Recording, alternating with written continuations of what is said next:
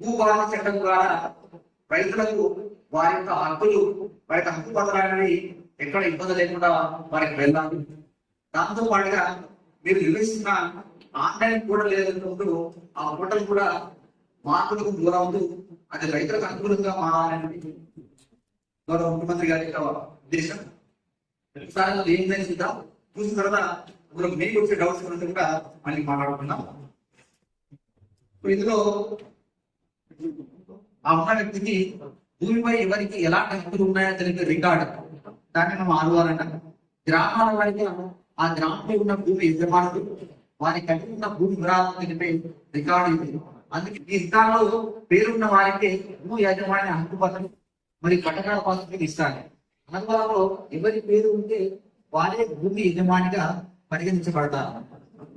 Registration record ప్రకారమే అందజేయబడతాయి. అందుకే